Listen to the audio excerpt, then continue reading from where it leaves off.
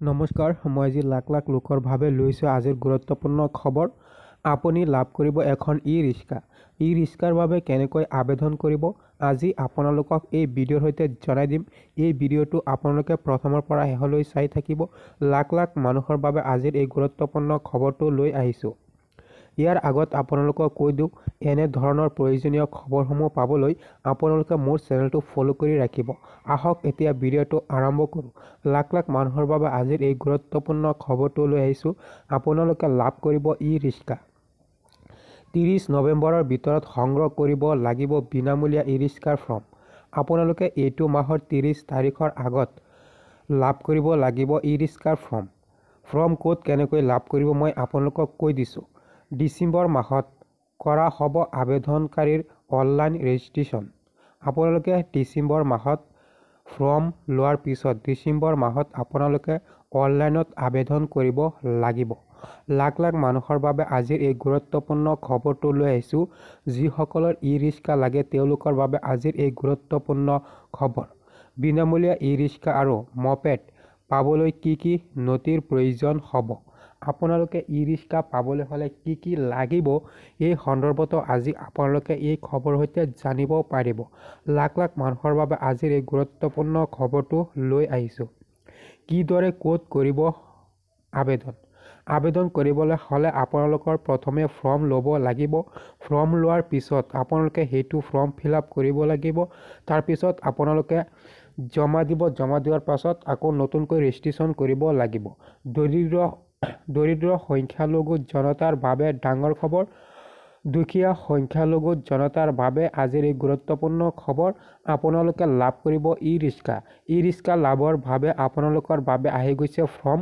Form কেনেকৈ লিখিব সেই সন্দৰ্ভত আপোনালোকক এইটো ভিডিঅ'ত অলপ জনাই দিব বিচাৰিছোঁ। আপোনালোকৰ ফৰ্ম এনেকুৱা হ'ব। তলত কি কি লিখিব মই আপোনালোকক তলৰ পিনে আহি আপোনালোকক দেখাই দি আছোঁ। ইয়াত আপোনালোকৰ অলপ জনাই দিছোঁ এইটো ফৰ্মৰ বিষয়ে। মই আপোনালোকৰ বাবে আৰু এটা ভিডিঅ'ত জনাই দিম কেনেকৈ এইটো ফৰ্ম ই-ৰিক্সাৰ বাবে আৰু মপেডৰ বাবে। লাখ লাখ লোকৰ বাবে আজিৰ এই গুৰুত্বপূৰ্ণ খবৰটো লৈ আহিছোঁ। ইয়াত আপোনালোকে দেখিব পাৰিছে আপোনালোকে ইয়াত ই-ৰিক্সা আছে 1 নম্বৰত, 2 নম্বৰত আছে মপেড। যিটো লাগে আপোনালোকে তাত ক্লিক কৰিব। ক্লিক কৰাৰ পাছত তলত আপোনালোকৰ নাম লিখিব। ব্লক লেটাৰৰ নাম লিখিব লাগিব।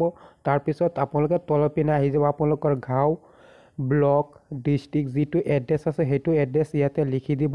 সেই সন্দৰ্ভত মই আপোনালোকৰ বাবে আৰু এটা ভিডিঅ' লৈ আহিম। এইটো ভিডিঅ' চাই আপোনালোকে জানিব পাৰিব এইটো ফৰ্ম কেনেকৈ লিখিব। ইয়াত আপোনালোকে দেখিব পাৰিছোঁ সকলোখিনি এড্ৰেছ আপোনালোকে ইয়াত বহাব লাগিব। শেষত মই আপোনালোকক কৈ দিওঁ কি কি লাগিব। আপোনালোকৰ যিকোনো দুটা ডকুমেণ্টছ লাগিব। 1 নম্বৰত আছে আধাৰ কাৰ্ড। তাৰপিছত আপোনালোকৰ লাগিব ভোটাৰ কাৰ্ড। যিসকলে মেট্ৰিক পাছ কৰিছে তেওঁলোকৰ এডমিট কাৰ্ড, পাছপোৰ্ট।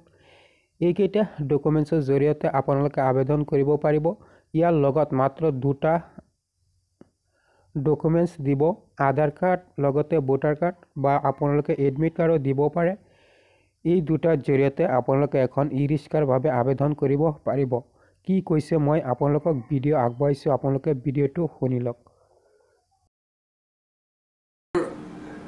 ভাষিক সংখ্যালঘু উন্নয়ন বোৰ্ডৰ ফালৰ পৰা আমি বিভিন্ন সময়ত আমি বহুত ধৰণৰ কাৰ্যসূচী কৰি আহিছোঁ আৰু যিসকল আমাৰ বেনিফিচিয়াৰী আছে সময়ত আমি যেনে ফিল্টাৰ দিয়া, প্ৰেছাৰ কুকাৰ দিছোঁ আমি। যোৱা বছৰ আমি বহুত গোটেই অসমত আমি ই-ৰিক্সা দিলোঁ। এই বছৰো আমি আকৌ ই-ৰিক্সা দিয়াৰ প্ৰক্ৰিয়া আৰম্ভ হৈছে আৰু গোটেই অসমত য'ত ভাষিক সংখ্যালঘু মেজৰিটি অঞ্চলবিলাকত আছে তাতে আমি এটা কোটা ফিক্স কৰি দিছোঁ যে কিমান ক'ত ই-ৰিক্সা যাব আৰু সেই হিচাপত আমি ফৰ্ম ৰিলিজ কৰিছোঁ। কাৰণ যোৱা বছৰ যেতিয়া ই-ৰিক্সা বিতৰণ কৰা হৈছিল সেই সময়ত বহুতে গম পোৱা নাছিলে। আমি পেপাৰত আমি এডভাৰটাইজমেণ্ট দিওঁ বা ধৰক অনলাইন ৰেজিষ্ট্ৰেশ্যন হয়, কিন্তু যিসকল দুখীয়া মানুহ তেওঁলোকে কেতিয়াবা গম নাপায়। সেইকাৰণে আমি এটা নতুন পদ্ধতি আৰম্ভ কৰিছোঁ। এইবাৰ আমি এই ফৰ্মটো আমি বনাই দিছোঁ। এই ফৰ্মটো ফিল আপ কৰিব আৰু ফৰ্মৰ লগতে ইয়াত এটা কোড নম্বৰ আছে। এই কোড নম্বৰটো খুব ইম্পৰ্টেণ্ট। এই কোড নম্বৰ বেচিছত অনলাইন আকৌ এপ্লাই কৰিব।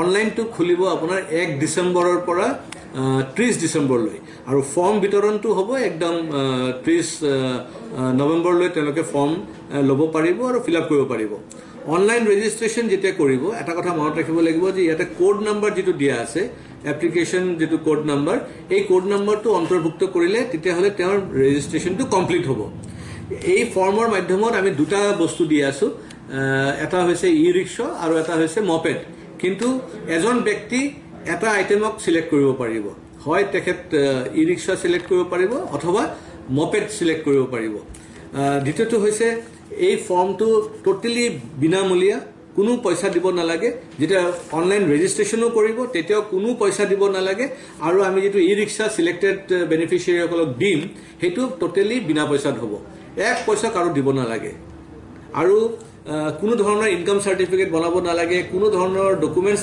নালাগে এক্সেপ্ট ফৰ্ম ফিল আপ কৰি আধাৰ কাৰ্ডৰ জেৰক্সটো দিব অনলাইন যেতিয়া কৰিব হেতু আপলোড কৰি দিব আৰু যেতিয়া সিলেক্টেড হৈ যাব এজন ব্যক্তি যেতিয়া সিলেক্টেড হৈ যাব ই ৰিক্সা পাব কাৰণে বা মপেড পাব কাৰণে তেতিয়া তেখেত তেওঁৰ ইনকাম সাৰ্টিফিকেট প্ৰডিউস কৰিব লাগিব তেখেতৰ ডিটেইল যেটো অৰিজিনাল ডকুমেন্টস হেতু কৰিব লাগিব এই ডকুমেন্টস বিলাক যদি ঠিক থাকে তেখেত পাই যাব তেতিয়া যদি ডকুমেন্টছত কিবা গণ্ডগোল থাকে তেতিয়া হলে নেক্সট সিলেক্টেড পারসন তেও পাই যাব এই কাৰণে মই ভাবো এটা ভাল স্কিম এটা আহিছে আৰু সকলো ৰাইজক জনোৱাৰ কাৰণে আমি এইখিনি ফৰ্ম বনাইছো আৰু ডিস্ট্ৰিবিউশনৰ কাম ইতিমধ্যে আৰম্ভ হৈছে আমি গোটেই অসমত আমি ডিস্ট্ৰিবিউট কৰি আছো যিসকল ইন্টাৰেস্টেড 25 বছৰৰ পৰা 50 বছৰৰ ভিতৰত যিসকল ইন্টাৰেস্টেড যিসকলে নিজে হয়তো মপেড চলায় বা নিজে হয়তো ই ৰিক্সা চলায় তেওঁলোকে এপ্লাই কৰিব আৰু সিন্স এই ই ৰিক্সাটো টোটালি বিনামূলীয়া কোনো পইচা লোৱা নহব তাৰ কাৰণে তেওঁলোকে এটো বিক্ৰী কৰিব নোৱাৰে 3 বছৰৰ কাৰণে তেওঁলোকে বিক্ৰী কৰিব নোৱাৰিব তেওঁলোকে লিজতো দিব